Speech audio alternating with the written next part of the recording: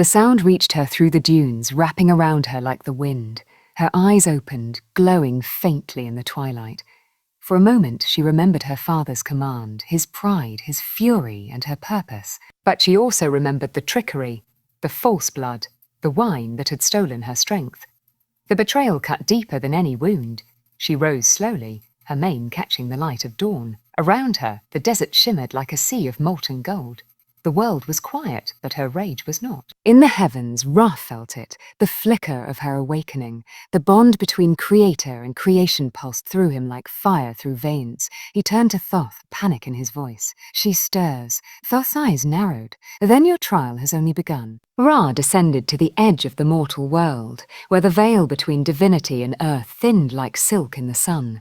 The sand burned beneath his steps as he approached the sleeping lioness. Her breath came slow and heavy, like the rumble of distant thunder.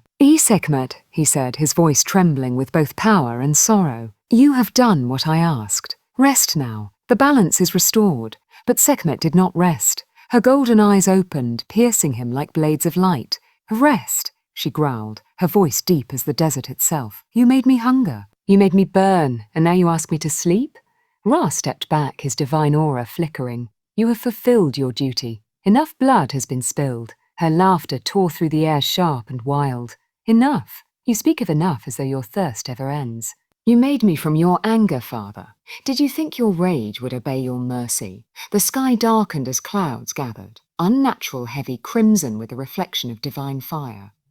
Ra's heart trembled. He had birthed a weapon and now it no longer belonged to him. In the distance, the gods gathered upon the horizon, Isis, Thoth, Horus, and Anubis.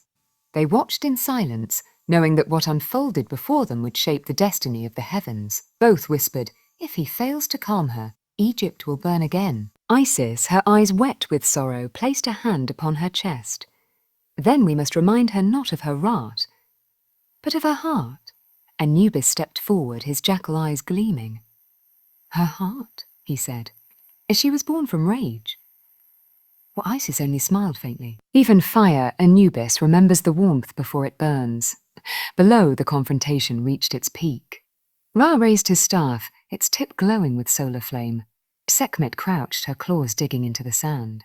For a heartbeat, the world stood still, then the desert erupted in light. A storm of divine fire swept across the dunes. The winds howled with the voices of 1,000 spirits. Mountains cracked, and the Nile trembled in its course. The gods in the sky shielded their eyes as the father and his daughter clashed, a battle of light against light, flame against flame. And in that blinding storm, Ra saw what he feared most, his reflection in her. Sekhmet's rage mirrored his own. Her roar carried the same pride, the same fury that had once lived within him. In that moment, he understood. She was not his creation, she was his truth. When the light finally faded, the world lay still once more. The dunes had been melted into glass, the air heavy with divine smoke. Ra knelt, exhausted, his glow dimming. Sekhmet stood before him, scarred but unbroken. For a long while, they said nothing. Finally, she spoke softly, almost human. If you wish for me to stop, then give me reason to. Ra lifted his gaze to her. In her eyes, he saw not hatred, but pain. You were made for destruction, he said. But you can choose creation. You can be more than my anger. Sekhmet turned away, her golden form fading into the horizon. Then let the world decide if it deserves mercy, she whispered. And as she vanished into the desert wind, a single spark drifted upward, lighting the dawn with a crimson hue that would forever remind Egypt of her fire. Voice fades. Echo of Ra's sorrow lingers like sunlight through smoke. Sekhmet walked alone. The desert stretched before her, endless, golden, and merciless. Each step she took left a mark of blackened sand, still warm from the fire that lived within her. The gods had turned away, the mortals hid in fear, and even Ra, the father who gave her life, had fallen silent. Only the wind remained, whispering through the dunes like the ghosts of the countless she had slain. But in the stillness of that barren world, something began to change. The rage that once roared within her now whispered. It was no longer the storm that destroyed, it was the ember that remembered. She thought of the faces of those she had struck down. Not as enemies, but as lives, fleeting and fragile, snuffed out in the name of divine pride. The thought pierced her like a thorn through flame. For the first time since her creation, the liners of the sun felt pain. Not the pain of battle, but the pain of being. She found a shattered temple half buried in sand. Its walls were scorched, its idols cracked and faded. Inside, she saw her own image carved upon the stone, a lioness crowned with a sun. Below it, offerings long turned to dust lay scattered. She stared at her likeness, and a strange sadness filled her chest. "Is this all I am?" she whispered, her voice trembling like the flame of a dying candle. "A shadow of wrath, a name feared by those who once prayed for mercy." The wind answered with silence. The scene shifts, the sun begins to fade, replaced by the deep violet of dusk. In the heavens, Ra watched quietly. His heart burned not with anger now, but with sorrow. He saw his daughter wandering the earth, lost between rage and redemption, and though his pride forbade him from descending again, his soul wept. Beside him stood Isis, ever compassionate. "If she suffers because she was born from your pain," Isis said softly, "but she is not pain alone. Within her lies something you cannot see, love waiting to be remembered." Ra looked at her, weary. "Love? How can fire know love?" Isis smiled faintly, because even fire needs warmth. Her words lingered in the air like incense smoke, and Ra, though silent, knew she spoke truth. The time had come not to command Sekhmet, but to save her. And to do so, he would need to remind her not of what she was made for, but of what she could become. Cut back to the desert. A storm bruised, dark clouds swirling, lightning flashing over golden dunes. Sekhmet walked through it, the wind tearing through her mane, the rain sizzling on her burning skin. She did not flee from it. She welcomed it. The storm was wild and untamed, like her. But as she walked, she heard a sound beneath the thunder, a soft voice, distant yet familiar.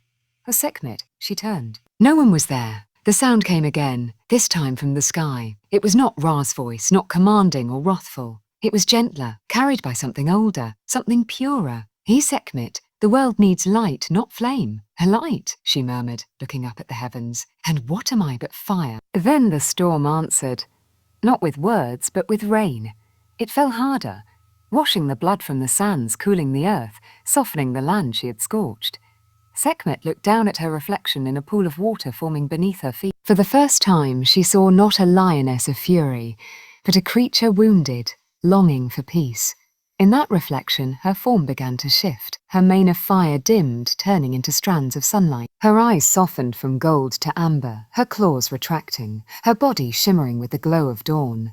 The storm grew quieter, as if the world itself held its breath. The voice spoke once more, this time from within her own heart. "You are not only wrath, you are renewal. You are the balance between sun and shadow." Sekhmet gasped, falling to her knees. Tears, glowing like molten gold, streamed down her cheeks and fell upon the sand, and wherever they touched, flowers bloomed. The desert, for centuries lifeless, began to awaken, petals of crimson gold and blue sprouting in the rain. The winds turned warm and fragrant, the air shimmered with light, and from the heart of that transformation, Sekhmet rose, no longer the goddess of vengeance, but the goddess of joy, love, and beauty. Her name changed upon the lips of the winds, no longer Sekhmet the destroyer, but Hathor, the mother of light. The voiceover deepens, carrying the tone of revelation. Far above, the gods watched in awe. Isis smiled through her tears. "She has remembered," she whispered. "A fire that once devoured now gives life."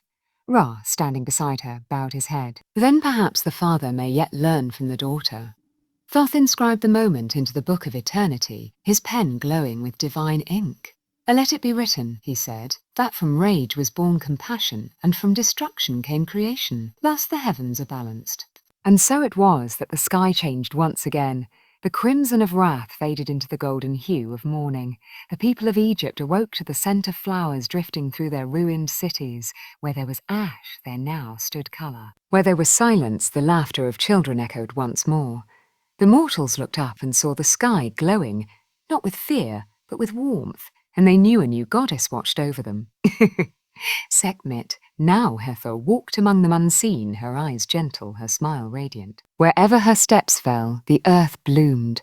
The people offered her music instead of sacrifice, joy instead of blood. They sang her name in celebration, not in terror, and in their voices she found the redemption her father could not give her.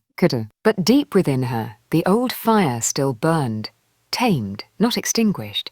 She carried it like a heart, a reminder of who she once was, and of the balance that must always remain. For even love, without strength, is fragile, and even peace must remember the cost of war. And thus Hathor became both, the lioness and the dove, the flame and the light, the destroyer and the healer. Soft flute music fades in, the Nile glimmers beneath the dawn. The myth says that on the night of her transformation, the sky itself changed colour. The stars seemed closer, brighter, as if they too rejoiced. And every dusk since that day when the horizon turns red before nightfall, the people whisper a prayer. Not in fear, but in reverence. May the lioness guard us in fury and the mother bless us in peace. The wind carries the words away, says higher. The screen fades from golden dawn to the glimmer of a vast celestial palace, the realm of the gods. The hum of ancient music fills the air. For many moons after her rebirth, Hathor walked the earth in silence. Where once her steps brought flame, now they left blossoms in their wake. Yet even in peace, she felt a pull, a soft invisible thread tugging her heart toward the heavens. The gods had not called her since the night of her transformation, and though mortals sang her name with love, she knew her journey was incomplete. She had been born from Ra's fury, but to truly heal, she had to face her father once more. One morning, as the Nile shimmered beneath the rising sun, a golden falcon descended from the skies. Its wings glowed with the power of the divine, and its cry echoed like thunder. When it landed before her, the falcon transformed into Horus, the sky god, his eyes bright with the reflection of the sun itself. "Hathor," he said, his tone respectful yet solemn. "Ra calls you home." She looked up, the warmth of sunlight soft upon her skin. "Home," she whispered, the word foreign on her tongue. "And what awaits me there, forgiveness or judgment?" Horus tilted his head. "Perhaps both, but you must walk that path to know which one you deserve." Without another word, she spread her arms and light enveloped her form. The sands rose in a spiral of gold, and the wind carried her upward, beyond clouds, beyond stars, until she stood once again before the gates of eternity. The gates of the heavens open in a blinding flash. The divine court awaits. The gods stood in silence as she entered. Their eyes, once wary, now held something new, curiosity and perhaps admiration. Where the lioness of rage had once strode, now came the goddess of light and grace. The air shimmered with her presence. The scent of lotus and honey followed her. Even Anubis, keeper of souls, lowered his gaze. At the far end of the court, upon a throne carved from living flames, sat Ra. His brilliance dimmed slightly as she approached. For centuries, gods had knelt before him in awe. Yet as Hathor stepped closer, even the light around him seemed to soften. She bowed her head. "You called me, father?" Ra's voice was low, burdened by ages of regret. "You have changed." "I had to," she replied. "You made me from anger. I became what you needed. But now I am what the world needs." The hall fell silent. Thoth's pen paused above his scroll. Isis smiled faintly. Ra leaned forward, the fire in his eyes flickering between pride and guilt. "And what does the world need, Hathor?" he asked. She looked up at him, her gaze steady. "It needs mercy that remembers strength. It needs light that knows darkness." Ra was silent for a long time. The court waited. Then at last he rose. The light of the sun dimmed behind him, and the heavens themselves seemed to hold their breath. "You speak wisdom, daughter of flame," he said. "But the balance of the gods must be proven, not spoken. If you are truly reborn, then face the trial of light. Show us that your heart is no longer ruled by wrath, but by harmony." The drums of judgment begin to thunder softly in the background. Hathor did not bow, nor did she tremble. She met his gaze, calm as the Nile at dawn, then let the heavens see what the fire has become. The gods had spoken, and the heavens glowed with peace. But down on earth, the people of Egypt still trembled beneath the memories of wrath. They had seen their rivers run red, their temples burn, and their cries vanish into the wind. For years they prayed in silence, afraid that even their devotion might summon the goddess's fury again. Then one night, as the moon climbed over the silver dunes, a vision appeared to a humble shepherd by the banks of the Nile. He had fallen asleep beside his fire, and in his dream, the flames began to dance, golden, not red, forming the shape of a woman whose face shone like dawn. Her voice was gentle, a whisper woven from light itself. "Do not fear the flame," she said. "It is no longer death. It is the heart of life. It is the heart of life." When he awoke, the shepherd found the ashes glowing softly. He took them in his hands and carried them to the village. Word spread like wind through the desert. The Lady of Light had returned. Within days, priests from every corner of the land came to the banks of the Nile. They brought gold, lotus flowers, and bowls of sacred oil. The pharaoh himself, a ruler torn between devotion and doubt, descended from his palace to witness what the people now called the miracle of the flame. The priests gathered in silence. The high priest, an old man with eyes clouded by wisdom, spoke first. "If the goddess has returned, let her light not destroy but bless. Let us burn the flame not to mourn the dead, but to honor the living." So they built a great altar in the desert, wide as the horizon, carved from limestone that caught the sun like fire. Upon it, they placed 7 bowls of oil, each representing a virtue: love, mercy, strength, truth, joy, balance, and light. When the first spark touched the oil, the flames rose, but this time they shimmered gold and white, painting the night with warmth instead of terror. The people gasped. The wind turned soft. Children laughed where once they cried. The festival had begun. For 7 days and 7 nights, Egypt rejoiced. The Nile glowed with floating lamps, drifting like stars upon the water. Women painted their faces with gold dust. Men carved sun symbols upon the sand. Dancers moved like ripples, their steps mimicking the motion of the river, the rhythm of creation itself. From Thebes to Memphis, the call went out, "Let there be light." And for the first time since the age of wrath, laughter returned to the land. The flame had become a friend, a symbol that the divine and mortal could coexist in harmony. Even Ra, watching from the heavens, smiled as he saw mortals celebrate what once had terrified them. "She has taught them more than we ever could," he murmured to Thoth, the god of wisdom. Thoth bowed. "They have learned that the brightest light is born from the deepest darkness. But among the mortals, none rejoiced more than the shepherd who first saw her vision." On the final night of the festival, he stood beside the great flame and whispered, "If you truly walk among us, show us your blessing." The fire flickered.